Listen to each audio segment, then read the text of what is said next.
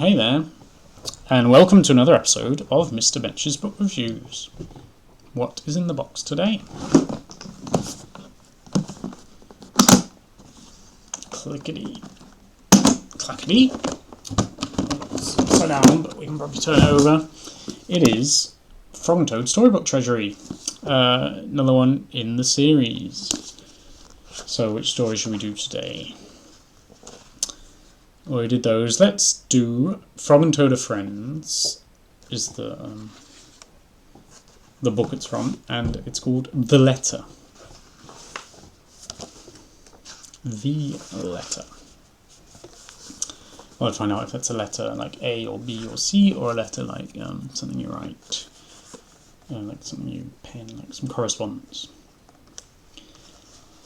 The Letter. Here we go. Toad, that's Toad of Frog and Toad fame, was sitting on his front porch. I haven't talked about his porch in his house. So he's at home again. It's another one of the ones that takes place at Toad's house. At least it's where we begin. Frog came along. There you go. Toad and Frog introduced, first two lines. And they're even in the picture. There they are. Frog came along and said, "What's the matter, Toad? You are looking sad." That's because they know each other very well, so you can tell straight away. Oh, something's wrong. You just have to say, "How are you?" "Hello." All that meaningless small talk just gets straight in there. "What's the matter, Toad? You are looking sad." It means, I understand you. I know how you're feeling, and I care, and I'm here to help. I've got a lot of time for Frog. I think he's a great guy. "Yes," said Toad, confirming Frog's assessment of the situation. "This is my sad time of day." That is sad. Even the fact that you have a sad time of day is pretty sad. I'm not really like a sad time of year or something when they, someone died around Christmas time and you always feel sad at Christmas time. But having a sad time of day, every day just being sad, that's not nice, is it? Anyway, "It is the time when I wait for the mail to come." It says mail. This is the American English edition, so it's possible that in the British one it says post, but I don't know. But it suggests that the title of our story, The Letter, is talking about the kind of letter you post and not just one of the alphabet members. "It always makes me very unhappy." "Why is that?" asked Frog. "Because I never get any mail," said Toad. Makes you wonder why he always waits for it then, doesn't it? Oh, that's nice. He says one of these, I think they call it a mailbox, and it even says Toad on it in capital letters. "Not ever?" asked Frog. "No, never," said Toad. "No one has ever sent me a letter. Every day my mailbox is empty." This is pretty sad. Welling up. That is why waiting for the mail is a sad time for me. You wonder why he does it then, but I don't know. Frog and Toad sat on the porch, feeling sad together. Well, now he's got Frog feeling sad as well. Did it start off cheery? Not really. Frog had a bit of a chirpy look about him when he rocked up, but it's taken a very sad turn very quickly, this one. Let's see. Then Frog said, "I have to go home now, Toad. There is something that I must do." Frog hurried home. He was in a hurry. He found a pencil and a piece of paper. He wrote on the paper. What do you think he's doing then? Writing something. He put the paper in an envelope. On the envelope he wrote, "A letter for Toad." So he's written a letter for Toad. Because he knows his mate never gets any mail. And he's sad. He's trying to rectify the situation. Isn't that nice? Well, I mean, you can't go on like this, just being sad every day, staring at an empty mailbox. This is excellent work by Frog. Hope it turns out alright. Frog ran out of his house. He's still rushing. He wants it to happen quickly. No, he took his time with the letter. He didn't just write like or something. It says he wrote on the paper, not he scrawled or anything, so it sounds like he did it nicely. He saw a snail that he knew. "Snail," said Frog, "please take this letter to Toad's house and put it in his mailbox." He's still hurrying. "Sure," said the snail, "right away." Excellent, so the snail has understood the urgency of the situation. That's good.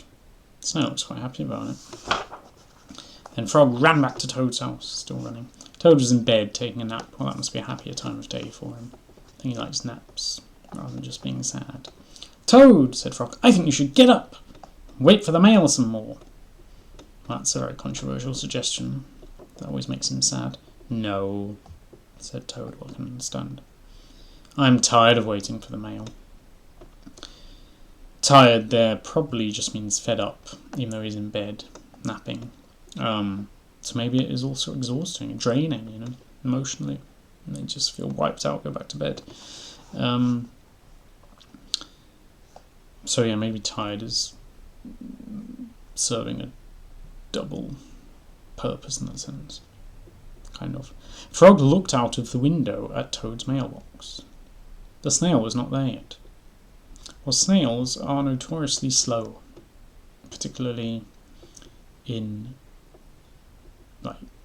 parlance, snail pace. People even refer to the post as snail mail, not because it is delivered by snails, but because it's slow compared to email. So snail just means slow, I guess. So what with Frog rushing about everywhere, I'm not surprised the snail hasn't been able to quite keep pace with him.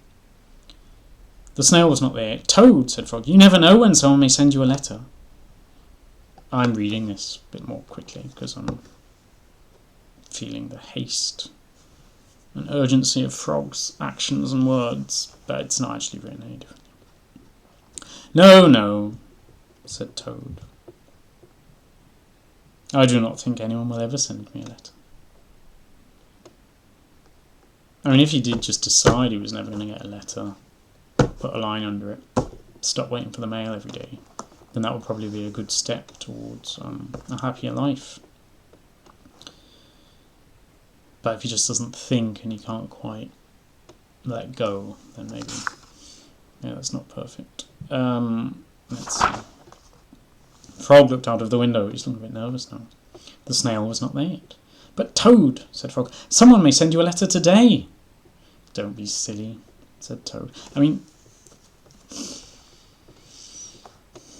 is a bit extreme. I mean, Frog has just found out that Toad waits for the mail at a particular time every day and feels sad, and I want him to do more mail waiting, even at irregular hours.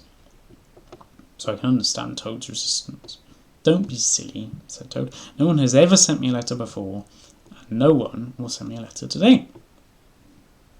Frog looked out of the window. Again, nice repetition. The snail was still not there. So he was not there yet, then he was not there yet, and now he's still not there. So that emphasises the fact that he really should be there by now. At least from Frog's point of view. Just shows, just little tiny change of the sentence makes you realise that Frog is getting even more anxious and jittery.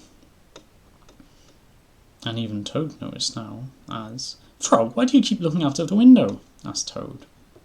So Toad realises that Frog is behaving somewhat abnormally. Maybe he will suspect something.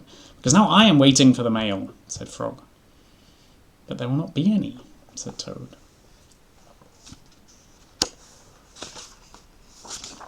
"Oh yes, there will," said Frog, eyes revealing what's happening. "Because I have sent you a letter."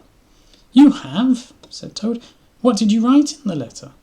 Frog said, "I wrote, 'Dear Toad, I am glad that you are my best friend. Your best friend, Frog.'" "Oh," said Toad, "that makes a very good letter." Then Frog and Toad went out onto the front porch to wait for the mail. They sat there, feeling happy together. I'll come back to that in a second. Frog and Toad waited a long time. 4 days later. I guess they'd been inside and to bed and stuff. But anyway, 4 days later, the snail got to Toad's house and gave him the letter from Frog. Toad was very pleased to have it. Well, isn't that nice?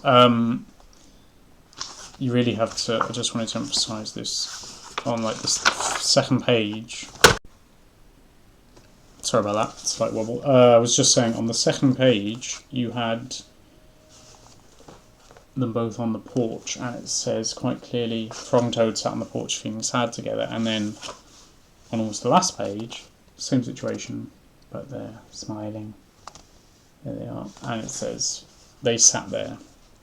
It's not completely identical wording, but it's basically the same. They sat there feeling happy together. And it is on the porch. They mentioned it's the front porch earlier. So that's very nice. They've even got their arms around one another. And they're happy. Hasn't Frog done a lovely thing for Toad in that story? So that's great. I mean, what he's done, he's come up, identified that Toad is unhappy, figured out why, come up with a solution, executed, and then he doesn't mind so much about the surprise aspect. He just wants, because like you might think, oh, he's going to write it as like a surprise, and then one day he's going to wait for Toad to go, Frog, I got this cool letter. But no, he just wants to get as quickly as possible to the destruction of sorrow. So he just tells him, and I guess Toad, because he trusts Frog, it means that the sitting and waiting, even though it takes 4 days, is no longer a sad time, because he knows, basically with certainty, that the letter is coming, because he can trust his Frog. That's the power of this trusting relationship, basically. That is exactly the same activity, sitting and waiting for a letter, but if you know that it's going to have a positive outcome, then you just enjoy doing it rather than being miserable. I don't know what's going to happen after that. If that's just going to be the end of it, it's going to, okay, got this letter off Frog, that's good, now I can get on with other things. Or if he's going to keep waiting for letters and now be further disappointed when they don't come. Or if Frog's going to write him a letter every now and then. We don't know. But very nice story about friendship in many ways. And it's nice the way as well emphasises the word together, both when they're feeling sad and when they're feeling happy. Because Frog, obviously it's empathy, isn't it? I mean, he feels sad when Toad's sad, and he feels happy when Toad's happy. So isn't that nice? No, very much enjoyed that one. Absolute classic again. Well done, Arnold Lobel. And you, I shall see next time for another of Mr. Bench's book reviews. Bye.